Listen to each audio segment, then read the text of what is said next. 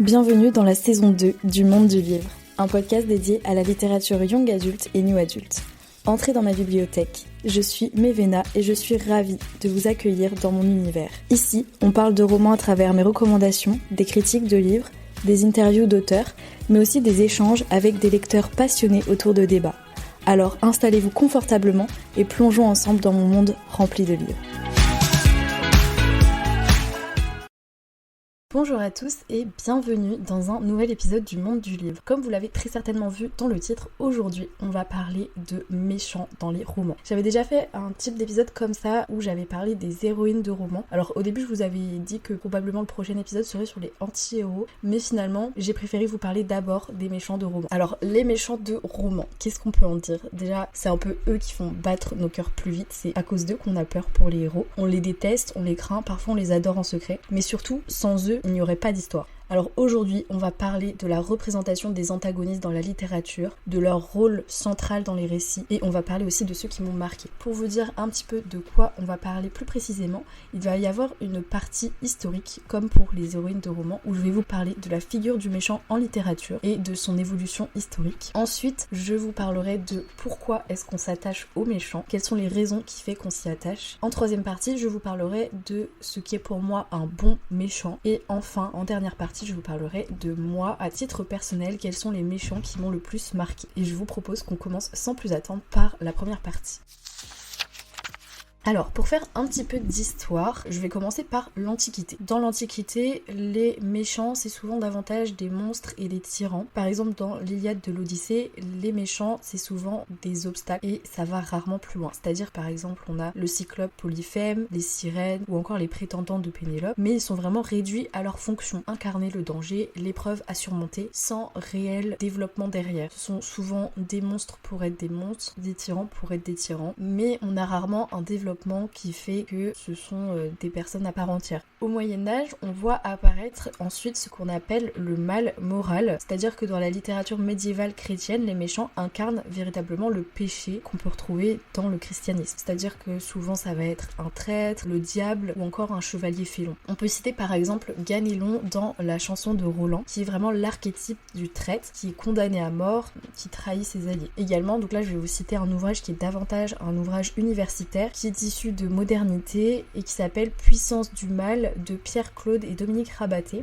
Pour ces deux auteurs, il y a un véritable tournant à partir du 18e, 19e siècle qui est essentiel, puisque à ce moment-là, le mal cesse d'être vu comme une puissance extérieure, par exemple le diable, le démon, pour devenir intériorisé et enraciné dans l'homme lui-même. Les Lumières, ensuite, ont remis en cause l'idée du péché originel, et Kant va redéfinir le mal comme un choix éthique. C'est-à-dire qu'il n'est pas être, mais faire. On n'est pas le mal, on fait le mal. Le résultat, ça va être des personnages négatifs qui vont devenir plus humains, ambigus et tourmentés. Et c'est comme ça que vont apparaître des figures sataniques dans le romantisme. Par exemple, on va avoir René de Chateaubriand, Anthony de Dumas ou encore ce qu'on appelle les héros byroniens. Ce sont pas des monstres venus de l'extérieur, mais des êtres humains qui sont révoltés, des personnes habitées par un vide ou une rage destructrice. Ce tournant 18e-19e siècle va laisser à la fin du 19e ce qu'on va appeler la fascination du diabolique. Victor Hugo, dans La fin de Satan, va imaginer par exemple un démon qui va être partagé entre haine et désir de pardon. Baudelaire, lui, va insister sur la séduction du mal en disant que tout le monde le sert, même si personne n'y croit. Il va le dire dans Les fleurs du mal. Ce siècle, il va également être marqué par ce que l'on va appeler l'intériorisation du mal. Donc j'en ai déjà un peu parlé dans le tournant dont parlent les auteurs, mais ici c'est vraiment la fin du tournant au 19e siècle. Le méchant va plus seulement être un démon, mais vraiment un vide actif qui est présent au cœur de l'homme, qui est fait d'ennui, de désespoir, de révolte. Et c'est ce que les auteurs vont appeler le mal de vivre moderne. Ensuite, au 20e siècle, on va avoir ce que je vais appeler le mal banal et systémique. Hannah Arendt va théoriser d'ailleurs ce qu'elle va appeler la banalité du mal. Elle dit ça en parlant notamment du nazisme. Et en littérature, ça va se représenter sous la forme de personnages effrayants parce que justement ils sont ordinaires. Parce que ça pourrait être des gens comme vous et moi. On a notamment par exemple Big Brother dans 1984 ou encore Nurse Ratched dans Vol au-dessus d'un nid de coucou. Et donc aujourd'hui, tout cet héritage historique fait qu'on a des méchants beaucoup plus ambigus. Que ce soit dans la fantasy, la dystopie, le young adulte, les antagonistes sont souvent nuancés, avec une backstory, des blessures, une logique interne, et ils sont souvent mués par un désir de pouvoir, de vengeance, etc. mais avec des blessures qui font que ça les rend très humains et qui fait également que ça pourrait être des gens comme vous et moi si on avait vécu les mêmes choses qu'eux. On entend parfois dire la phrase « il n'y a pas vraiment de méchants, c'est le monde qui les rend méchants ». Et souvent, les méchants et les antagonistes dans les romans aujourd'hui représentent cette phrase. On peut citer par exemple Darkling dans Shadow and Bone de Leigh Bardugo, ou encore Voldemort dans Harry Potter de J.K. Rowling, qui est un orphelin rejeté et qui finit par basculer du côté du mal. Ensuite, la deuxième partie dont je vais vous parler, c'est pourquoi est-ce qu'on s'attache aux méchants. On est d'accord qu'on est quand même souvent content quand le héros arrive à vaincre le méchant, mais il faut quand même admettre qu'on a une certaine fascination pour eux. Et pourquoi est-ce qu'ils nous fascinent ? Pour moi, c'est vraiment parce qu'ils osent faire des choses que nous, on n'oserait jamais. On peut parler aussi de fonction un peu catharsis. Je sais pas si vous voyez ce que ça veut dire, mais c'est Aristote qui en parlait. Et c'est vraiment le désir de voir les passions les plus extrêmes que l'on a au plus profond de nous, les passions les plus sombres qui sont représentées. Également, on peut citer aussi la complexité. Parce que les méchants modernes, ils ne sont plus seulement cruels et ils ne font pas le mal pour le mal, en règle générale, ou en tout cas, souvent ce n'est pas le cas. Ils ont des contradictions et c'est ça qui les rend très humains. Et enfin, la dernière raison que je pourrais vous citer, c'est parce qu'ils agissent finalement comme un miroir. Parce qu'ils révèlent nos propres désirs inavoués et nos propres contradictions. Je veux dire, on est d'accord que quand des personnes nous ont fait du mal, on a tous un peu, à un moment donné, songé à nous venger plus ou moins sérieusement. Et la vengeance, c'est quand même un sentiment, je sais pas si on peut parler de sentiment. On va dire le ressentiment et la volonté de se venger, c'est quand même quelque chose de très humain. Et finalement, on peut s'identifier aux méchants grâce à ces sentiments. Et d'ailleurs, les chercheurs Claude et Rabaté, que j'ai cité plus haut, insistent sur cette fonction. Le mal, dans la littérature moderne, ça devient pour eux vraiment une expérience des limites, une manière d'explorer les zones les plus sombres de l'humain.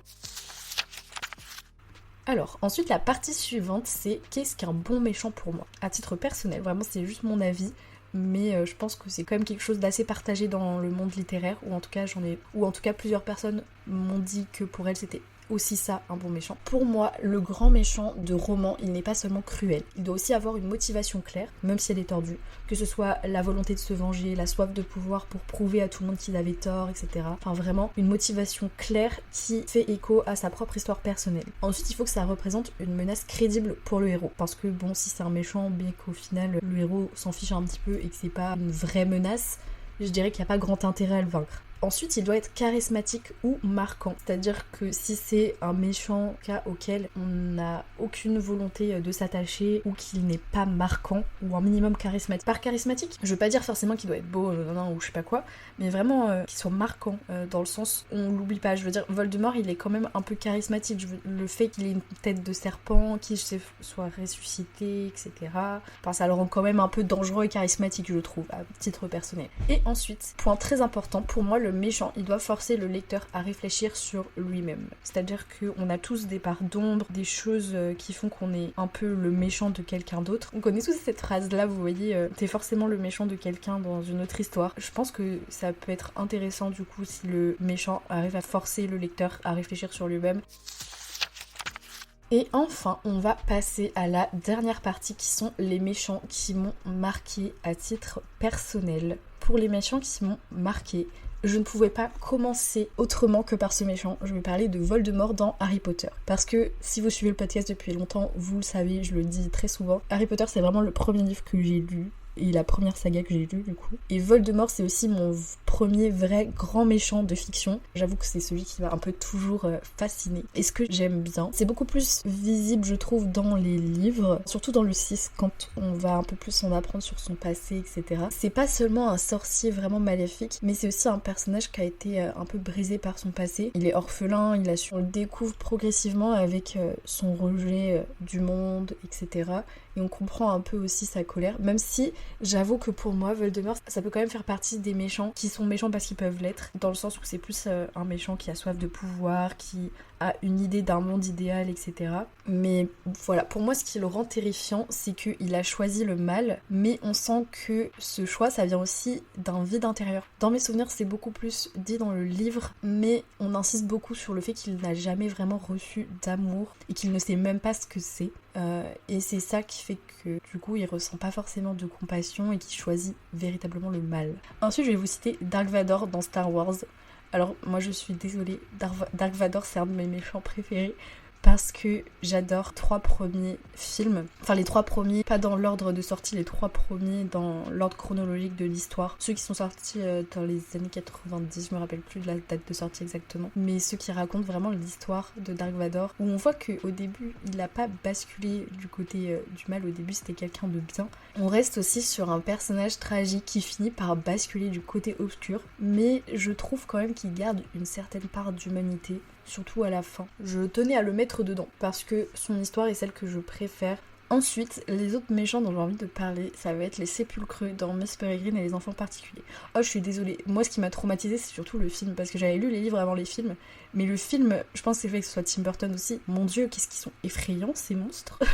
Après, je l'ai regardé, j'étais au collège aussi, mais quand même. En fait, ce qui m'a effrayée, c'est déjà le fait qu'ils soient au départ humains, puis ensuite, ils ont été transformés en monstres, et ils finissent par se nourrir des enfants particuliers. Ce qui me fait le plus frissonner, c'est justement cette idée qu'ils étaient autrefois humains, puis qu'ils se sont transformés en quelque chose d'inhumain à force de chercher le pouvoir et l'immortalité, et finalement en fait ils tuent des enfants particuliers parce que après ils en ont besoin pour retrouver forme humaine entre grands guillemets. Ça montre aussi à quel point on peut devenir inhumain de façon beaucoup moins littérale dans la vraie vie à force de chercher le pouvoir. Ensuite un autre méchant dont j'ai envie de parler, ça va être le président Snow dans Hunger Games. Alors là du coup on n'est pas du tout sur un monstre littéral physique on va dire, mais Snow c'est vrai que c'est un méchant qui est froid, calculateur, politique. Ce qui est très intéressant, c'est surtout quand on lit La balade du serpent et de l'oiseau chanteur qui raconte son passé, puisqu'on comprend mieux comment il est devenu celui qu'on connaît dans Hunger Games. Je trouve que c'est pas une excuse pour le coup, mais ça ajoute une profondeur au personnage, parce que derrière le tyran qui est Snow, il y a quand même un jeune homme qui a grandi dans un monde de famine, d'injustice, et qui a choisi la cruauté pour survivre entre guillemets et pour gagner en pouvoir.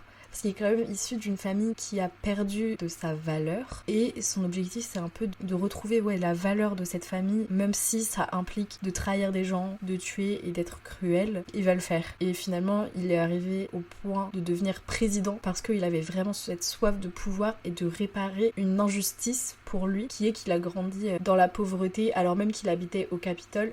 Ensuite, le dernier méchant dont j'ai envie de parler, on va dire que c'est le méchant le plus récent que j'ai lu. Je vous ai déjà parlé du livre Une braise sous la cendre, mais à ce moment-là, j'avais lu que le premier tome. Et là, je suis en train de lire le tome 4. Qu'est-ce que j'adore cette saga, vraiment. Grand regret de ne pas l'avoir lu en 2017.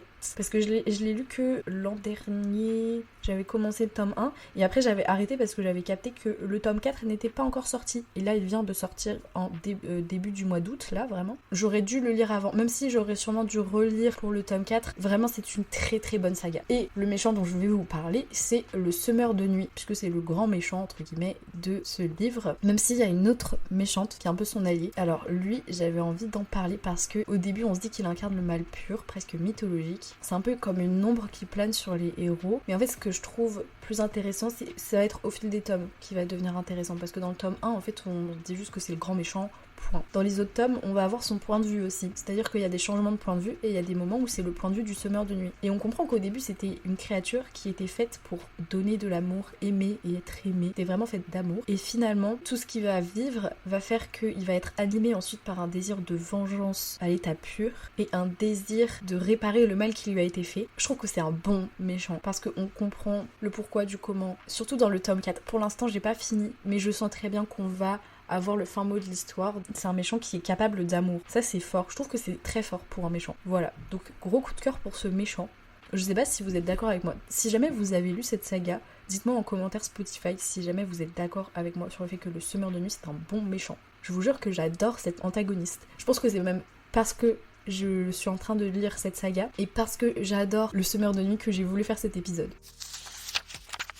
Donc c'est déjà plus ou moins la fin de cet épisode. Je vais donc passer à la conclusion. Alors comme on l'a vu, les méchants de fiction, ce sont un peu les ombres qui permettent de révéler la lumière des héros.